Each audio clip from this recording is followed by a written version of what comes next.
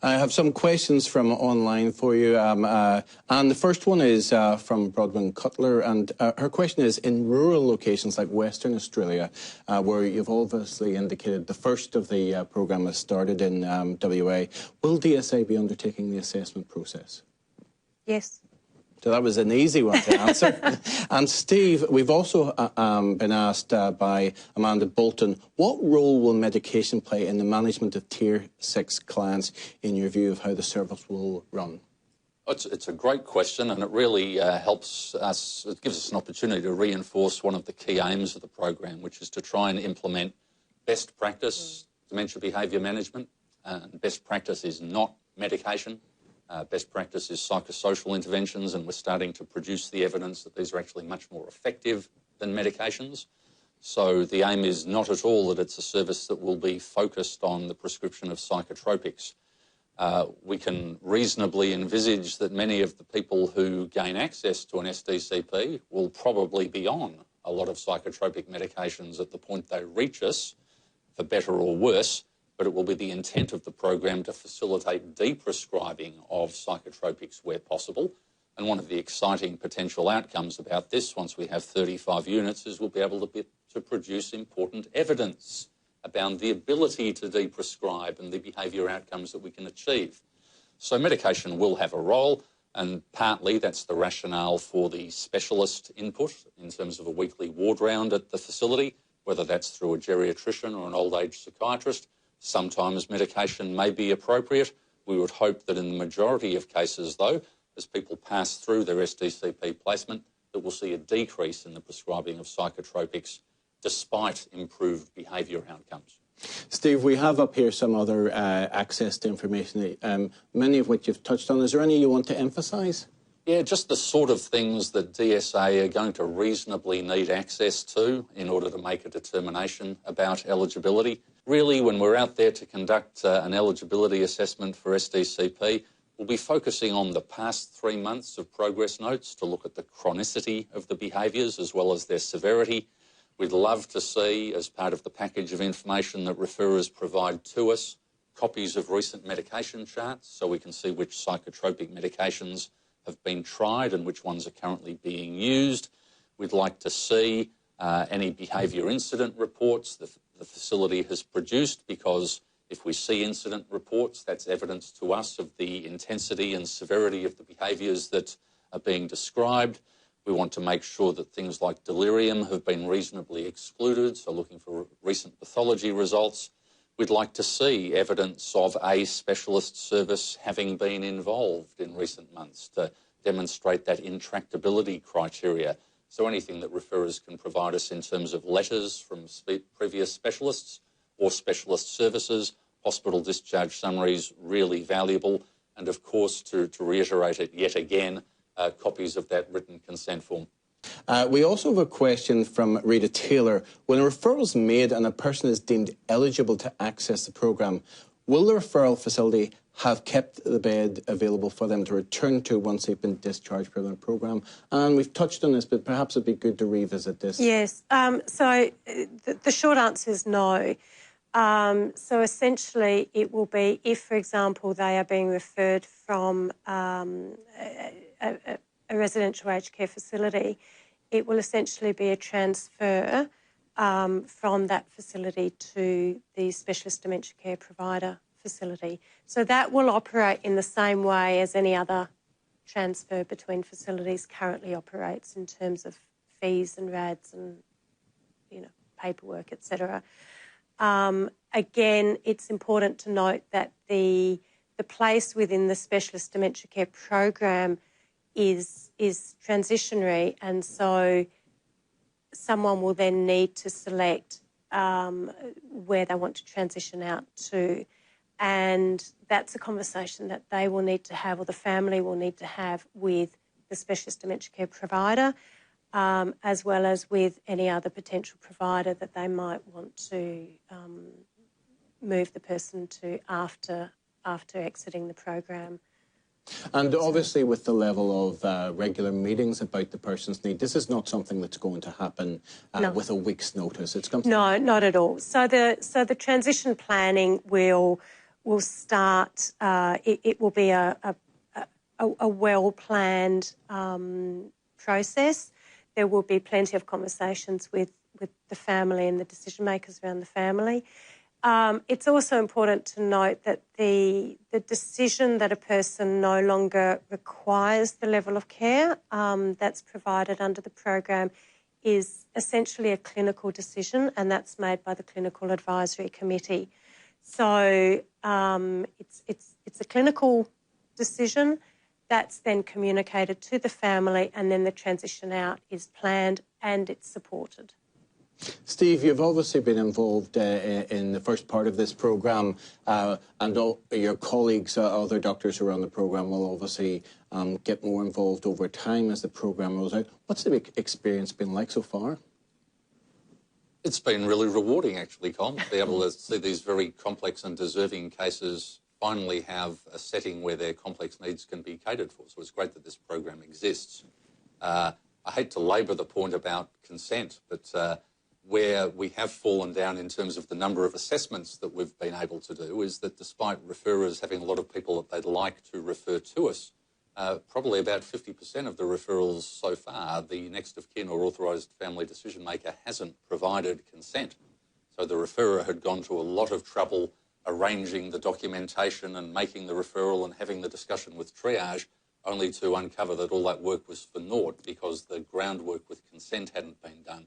So I'll take the opportunity again just to emphasise the importance of having that discussion and getting that consent form signed with the next of kin and family carers prior to making the referral or considering the referral would be appropriate.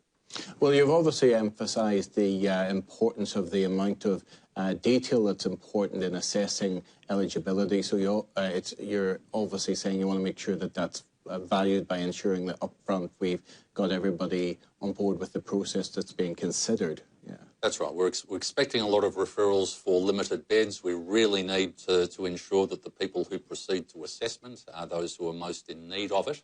And, where we are able to do so, we will make it clear at the point of triage whether we think the person has enough evidence around their behaviours and their comorbidities and their history of service use to merit proceeding to the assessment stage. So we will be quite stringent at triage as well and suggesting alternatives where they haven't yet been accessed, such as converting a referral for an SDCP place into a generic DSA referral so that we can help the referrers manage the behaviour short of requiring an SDCP place. Now, you sort of might have already touched on this, but somebody might want to appeal because in your case study you found somebody ineligible. What's the appeals process? Okay. The appeals process will probably sound more fair once I'm no longer the only person doing the overall assessments, Colm. We mentioned that each of our consultants' assessment forms will be reviewed by one of our clinical associates. So that's one of the 18 or so geriatricians and old age psychiatrists around the country. Currently, because the program's in its infancy, there's only myself and one other doctor doing those assessments. The intent is, when the program's matured, that if there is an objection by a provider against DSA having determined a particular person ineligible, that those calls made by our other medical staff will then be reviewed by me as the head of clinical services to provide an opinion and perhaps a tiebreaker or to overrule a decision if I don't think it's reasonable or if we think the referral merits consideration. So long term, as the programme matures, there'll be more doctors involved nationally in the assessment, with yourself being the final point if there's any points of dispute or investigation. That's right. So I would hope to be able to step back from reviewing the routine applications myself so that I am distanced from making a call on one of my own decisions, potentially. But thankfully, you will have also been through the process and understand it well. And one of the other questions is, do referrers have to pay anything for somebody to be assessed? No. Not at all. Another quick one. I have to stop asking you the quick ones. Well, one of the other ones is, has there been an investigation of the other locations across the country? So you've touched on a little bit on that, where locations might be.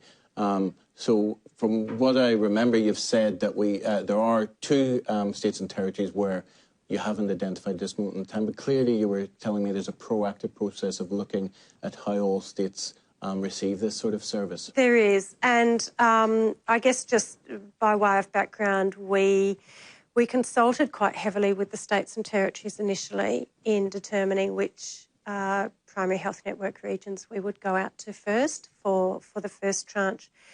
And what we essentially asked them was to nominate areas where, A, there was need, but also because the states and territories are providing that clinical inreach, it was also where they would best be able to provide that clinical inreach for the first tranche. Now, remember that this is a new program and it does take a bit of training of everybody. So in some ways, I guess we've picked the easiest ones first in terms of locations, but there's certainly a commitment by the government to establish one in each primary health network region. And we need to undertake quite a bit of consultation, I think, to work out how that's actually going to happen, particularly in some of the more regional areas. So we've started that process. We will be continuing that process. I think that will be ongoing. But 2 years from now, the programme is going to look quite different. Yes, very, very, very different. And a second part to that question, Steve, is whether referrals to DSA might inform where some of these locations are. Now, it seems from what Anne's saying that it'll also be based on where providers are willing to provide this sort of service, but that other data might inform, would it? It'll certainly be of use to government in informing where further units might be needed in the future. I mean, the way the program's been structured at the moment is it's one program unit per PHN plus an extra 4 in areas that have determined to be of particular need. Whether or not the DSA experience in terms of demonstrating need might be one factor that the government considers in making determinations about those other 4 units, I'm unsure. But certainly, yes, demand will influence supply. It's the nature of the market in many ways. This seems an important programme to have running. What's been the things that you've learned through the journey in terms of the needs of people with this specialist? And while they're a small group of people, you know, when we look at the triangle, have there been any things in the journey that you would like to share with us? Oh, look, personally, I've learnt a tremendous amount, having relatively recently joined the Department of Health. So it's been a very steep learning curve for me. I think one of the key learnings through this process, through conversations, through hearing from the Royal Commission on Aged Care is that really treating individuals as people, as human beings, and respecting that humanity is really probably quite central to care. Sorry, yeah. It's making me emotional, but really that's to me that's the key learning, and it seems so obvious. Yes. But it does take a bit of work to actually get it to get it to happen. I think the other very important factor is around the physical design, and that there are physical environments and social environments as well that can really help people suffering or living with dementia, and people around them manage their behaviours. And so that's another sort of really key, important area that certainly has been a steep learning for me. And certainly what you say about some of the representations to the Royal Commission, you can see that sometimes the question is, now, if we had this tier of service, would that have been the right support? So it does seem, as you say, an important element to have this additional support available.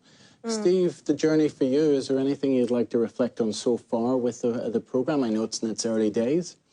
Look, it's been a real privilege for me to have been involved in the program from the point at which it was first announced, really, and to have had the opportunity to help shape the clinical processes around both what will be contained within the program and around the design of the triage and assessment forms. I've certainly learned an awful lot through this process, and I'm certainly planning on learning a whole lot more in the next 2 years as the program rolls out. Now, you do get to travel occasionally to see what other countries are doing. Where does Australia sit in it with this program? Are these types of programs in other countries? Well, look, when we were scoping any literature that would have informed the development of this program, we did do a literature review around the existence of similar units. And it doesn't appear that there is a program like this in the world that we've been able to identify. There are certainly nursing homes or facilities with extra resources and extra staff training, but there's nothing that we could identify on a national level or even a state or regional level that provides a service of this type just for people with dementia. A lot of these specialised nursing homes that do exist tend to take people with multiple comorbidities, which doesn't necessarily aid in the expertise of staff in managing diagnostic groups in particular. And neither did they appear to have uniform intake and discharge criteria around their programs either. So as far as I'm aware, this is a world first, not only for a regional or state program, but certainly for a national program to have a network of high-level specialised programs, facilities for people with significant behavioural disturbances and dementia. And I think it's very important that we're at the forefront of this, because the learnings from this will potentially inform what goes on in the rest of the world, and that's very exciting too. Absolutely. Anne and Steve, I want to thank you so much for your time in talking to us today and helping set out this programme and what we anticipate and what's already started to happen. Any final comments, Steve? Obtain consent before you refer. How to refer is on the screen. Remember that fact. Anne? Look, thank you, and thank you to everyone who's dialed in. I think the only other comment I would make is that this is about establishing best practice within dementia care, and that we actually hope that the learnings from this program will also be relevant to broader mainstream care facilities, so that it's not just contained within this program, but that it actually generates learnings that can be implemented more broadly. Thank you so much for your time, and to let you know that throughout the next 2 years there will continue to be information on the government's website at the agedcare.health.gov.au site. You can keep up to date with how the programme is developing, and Steve has touched on it a few times. If you wish to be part of a quarterly Spotlight newsletter, we have gained your consent to join this webinar today, but if you would like to be kept updated going forward, we will send an email out to you after this so that you can consent to be kept up to date through those regular newsletters. We also will ensure that this webinar and any future events are on the Dementia Support Australia website, which is dementia.com.au. So it won't be up there in the next 5 minutes, but certainly hopefully by the end of today for any of your colleagues who weren't able to join you today. We also would really welcome your evaluation of the webinar and any future things that you'd like to be part of. So we will send you out in the near future email to ask you about that. And I know we've had some spam blocking details, but look out for that assessment@dementia.com.au email.